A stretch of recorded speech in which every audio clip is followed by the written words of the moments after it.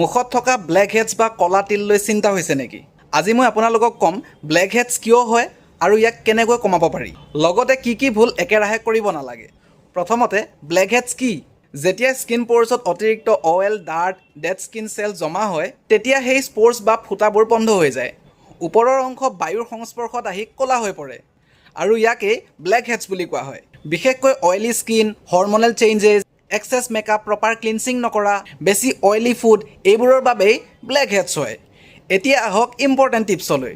1 number, দিনত দুবাৰকৈ মুখ ধুব। মাইল্ড বা জেণ্টেল ফেচ ৱাছ ব্যৱহাৰ কৰিব। নৰ্মেল আৰু ড্ৰাই স্কিনৰ বাবে এইবোৰ ফেচ ৱাছ চুজ কৰিব পাৰে।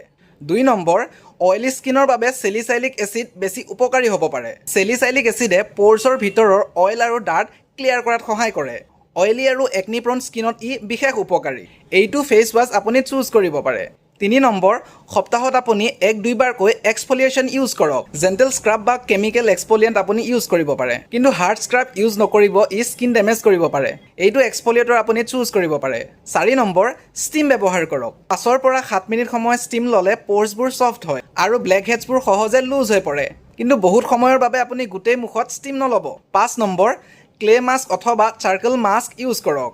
এইবোৰে এক্সট্ৰা অইল এবজৰ্ব কৰাত সহায় কৰে। সপ্তাহত আপুনি 1 বাৰ ব্যৱহাৰ কৰিব পাৰে। এইটো ক্লে মাস্ক অথবা চাৰ্কল মাস্ক চুজ কৰিব পাৰে। 6 নম্বৰ, মেকআপ ৰিমুভ নকৰাকৈ শুব নালাগে। মেকআপে প'ৰ্ছবোৰ বন্ধ কৰি ব্লেক হেডছ বঢ়াব পাৰে। 7 নম্বৰ, ছানস্ক্ৰীন ইউজ কৰক, যিটো নেকি অনেকে ইগন'ৰ কৰে, কিন্তু ছানস্ক্ৰীনে স্কিন ডেমেজ আৰু ডাৰ্ক স্পটছ কম কৰাত সহায় কৰে। কোনে কোনটো ছানস্ক্ৰীন ইউজ কৰিব সেইটো আগৰ ভিডিঅ'ত কোৱা আছে। 8 number, oil free moisturiser use কৰক। স্কিন হাইড্ৰেটেড থাকিলে এক্সেছ অইল কম উৎপন্ন হ'ব পাৰে। এইটো মইশ্চাৰাইজাৰ আপুনি ব্যৱহাৰ কৰিব পাৰে। 9 নম্বৰ, বেছি হাতেৰে আপুনি মুখত টাচ নকৰিব। হাতত থকা বেক্টেৰিয়াই স্কিনত গৈ প'ৰ্ছবোৰ ব্লক কৰি দিব পাৰে। 10 নম্বৰ, ডাইট আৰু পানীও ইম্পৰ্টেণ্ট। খুব বেছি অইলি আৰু জাংক ফুড কম কৰক। যথেষ্ট পানী খাওক আৰু ভালদৰে টোপনি লওক। এতিয়া মানুহে কৰা কিছুমান কমন ভুল জানো আহক। নখেৰে ব্লেক হেডছবোৰ চেপি দিয়া, হাৰ্ড স্ক্ৰাব ডেইলি ব্যৱহাৰ কৰা, নেমু বা টুথপেষ্ট ডাইৰেক্টলি এপ্লাই কৰা, একেলগে বহুতো কেমিকেল প্ৰডাক্ট ইউজ কৰা, এইবোৰে স্কিন বাৰ্ণ, ইৰিটেশ্যন আৰু ডাৰ্ক স্পটছ কৰিব পাৰে। যদি ব্লেক হেডছ বেছি হয়, পেইন হয় অথবা লগতে একনিও থাকে, তেন্তে শীঘ্ৰেই ডাৰ্মেট'লজিষ্টক দেখাওক। মোৰ ভিডিঅ'বোৰ সঁচাকৈ ভাল লাগিলে লাইক, শ্বেয়াৰ আৰু ফ'ল' কৰিবলৈ নাপাহৰিব।